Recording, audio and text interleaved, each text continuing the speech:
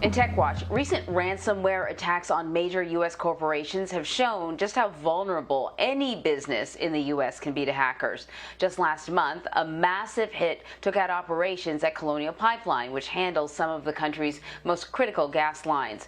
The company's CEO will appear before lawmakers again today after testifying yesterday about paying millions in ransom money to the hackers. First, the ransom payment. I made the decision to pay, and I made the decision to keep the information about the payment as confidential as possible. It was the hardest decision I've made in my 39 years in the energy industry, and I know how critical our pipeline is to the country, and I put the interests of the country first. I kept the information closely held because we were concerned about operational safety and security, and we wanted to stay focused on getting the pipeline back up and running. I believe with all my heart it was the right choice to make. Meantime, the growing threat of ransomware attacks has forced companies to negotiate with hackers and has created a whole new business to help corporations navigate the process. Here to discuss this is Kurtis Minder. He's the founder and CEO of GroupSense and has recently entered the business of ransomware negotiations. So thanks a lot for joining us. It's fascinating what you do now. First, I want to ask you about what we heard from the CEO of Colonial Pipeline, though. He talked about having to negotiate with the hackers and that paying the ransom was one of the hardest decisions he's ever made in his career. Do you agree that he should have paid the hackers? Well, ultimately, to pay or not pay a ransom is a business decision. He alludes to that several times in the interview, that it ultimately was a business decision for him. I can't say whether I agree or disagree. I don't know his business principles, but many times it is the only option for a lot of the company. So, because some have suggested within the administration, sorry Vlad, that maybe it should be made illegal for companies to pay ransoms. Yeah, I've heard that as well. I think the concerns around that are, for many companies, there is no other option. What it would likely do is drive that behavior underground.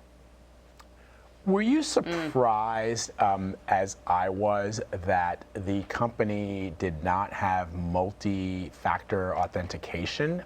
We here at this news organization have to sign in multiple times, got to do it on Apple, got to do it on Google. I mean, it's just a daily, fact of like private citizens' lives. And I just thought it was sort of jarring to hear the CEO say that he did what was in the best interest of his consumers or his customers, when that's probably step number one. Yeah, I mean, I'm simultaneously not surprised, and also I understand. When we do these negotiations, we always take inventory of how the threat actors gained access to the victims. And there is a short list, in the two-factor authentication not being enabled is one of them. And you're right, it's easily avoidable, it's common practice, as well as we heard that was an exposed corporate credential that got out. That's a common thing that you can avoid.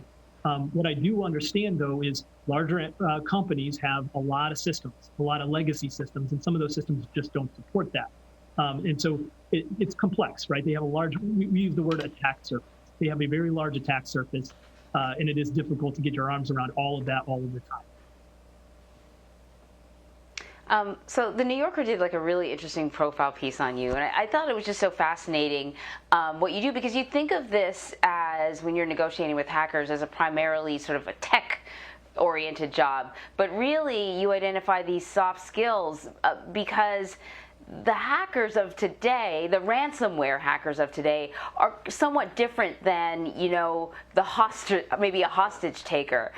Can you just talk about what it's like to speak to these people that are sending out this ransomware, that are holding companies hostage?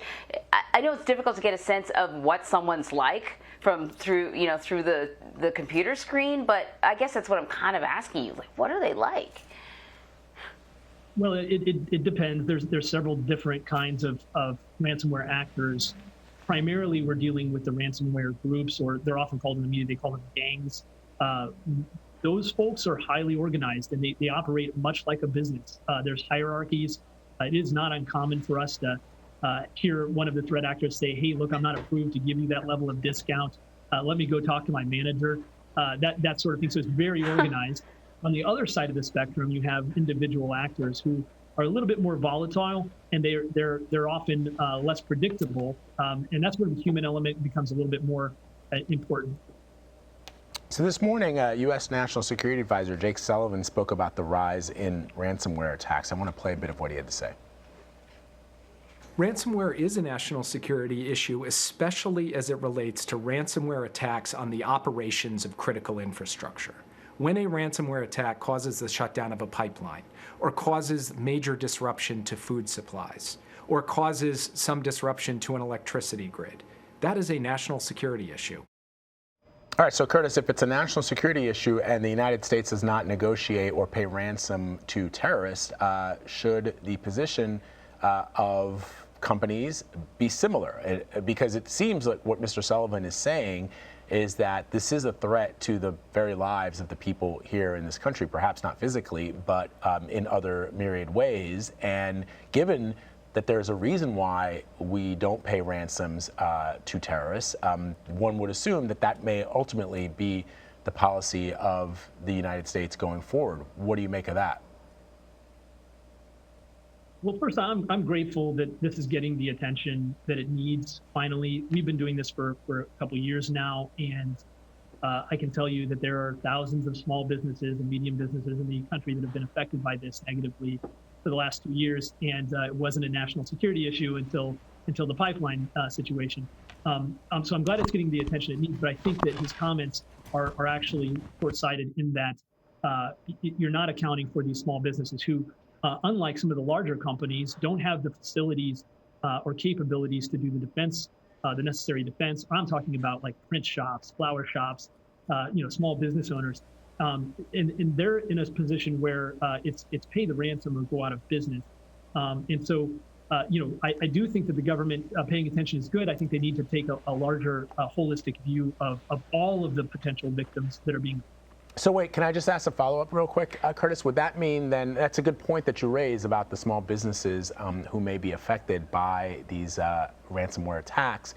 So would that have to be a cost ultimately passed on to the consumer that companies take into account, right? That if you are you pointed out a flower shop or a bakery, that ultimately, despite their best efforts, we're talking about people who have put into place the correct measures to try and prevent these hacks, but despite their best measures, they are hacked and they are forced to pay a ransom. And so in doing so, would that ultimately mean that it's like a cost, the same way retailers have costs, presumably for people, for slippage, for things that, that they don't actually sell, whether it's people who shoplift or store employees, whatever it is, right? And then ultimately, though, those costs get passed on to the consumer. They raise their prices because they know at some point they're going to have to pay a ransom. Is that the world that we envision? Well, yes, and I think that's already happening to some degree with cyber insurance, right? So cyber insurance is costly, and it addresses things like ransomware in many cases, and those costs are probably being already passed on to the consumers as that becomes more and more pervasive. But I also think the government can play a role here, potentially providing a program to support these businesses, both from the preventative side and the recovery side. If the ultimate goal is to not pay ransoms, which I'm all for, I don't want to pay these threat actors either.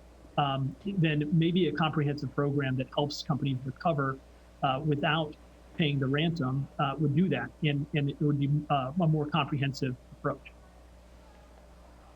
So, Kurtis, if not legislation to ban companies from paying the ransom, then what about legislation that would force them to come forward to the government, to the public, about when there's been a cyber attack? Because we know that part of the reason that this has been able to flourish the way it is because so many companies never let you know that your information was being held hostage for ransom. Yeah, well, breach notification laws are in existence, and a ransomware attack is effectively a form of a breach. So in many cases, that legislation already exists. If they write some additional legislation specific to ransomware, for example, having those companies notify law enforcement and or CISA as part of a larger program to triage where these things are occurring, that could be helpful.